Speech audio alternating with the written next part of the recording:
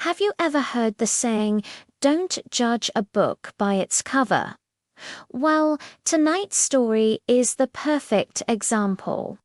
It's about a young woman named Sarah A., logistics officer assigned to a SEAL Team Forward operating base in a pretty rough part of the world. Now, Sarah was whip-smart, fresh out of the academy, and an absolute genius with supply chains. But to the hardened SEALs, she was just an outsider, a desk jockey who couldn't possibly understand their world.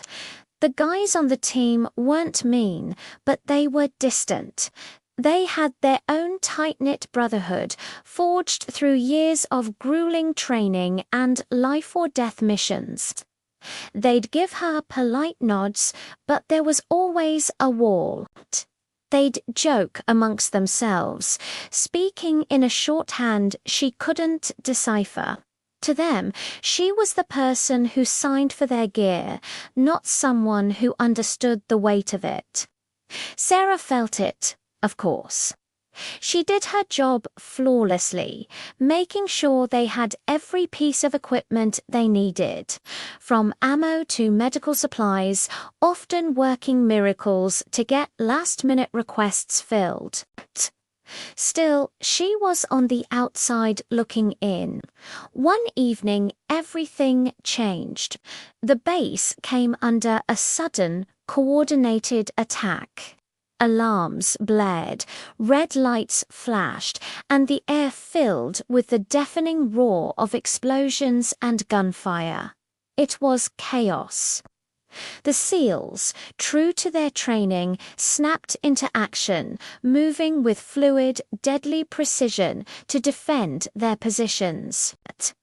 They were warriors in their element. Sarah was in the command center, tracking communications and supply levels, when a deafening blast rocked the building. The lights flickered and died, plunging them into darkness, save for the emergency strobes. A panicked voice crackled over the radio. A small detachment, including the team's lead medic, was pinned down in a supply depot on the far side of the base. They were taking heavy fire, running low on ammunition, and worse, the medic was severely wounded. They were cut off, and the main force couldn't break through to them.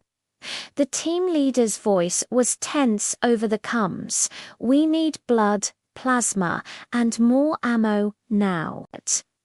We can't get to them, and they can't get to us." That was Sarah's moment. Without a second of hesitation, she grabbed 2 heavy ammo cans and a medical cooler packed with blood bags. The command center was supposed to be the safest place, but she knew the supply routes like the back of her hand. She knew a service tunnel that ran under the base, one that wasn't on most official maps but was part of her logistics network. It was a long shot, a crazy risk, but it was their only shot. Before anyone could stop her, she was out the door and sprinting into the night, the sounds of battle raging around her.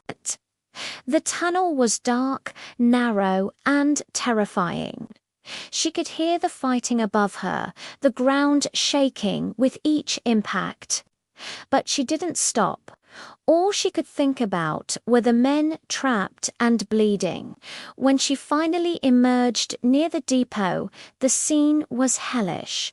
Muzzle flashes lit up the night as the pinned-down SEALs fought desperately. Using the chaos as cover, she low-crawled the last 50 yards, dragging the heavy supplies behind her. She slid into their position, gasping for breath, and pushed the ammo and medical cooler towards them. The men stared at her, their faces a mixture of shock and disbelief. Thanks to those supplies, they held their position until reinforcements broke through. The medic survived. When the sun rose the next morning over the battered base, things were different.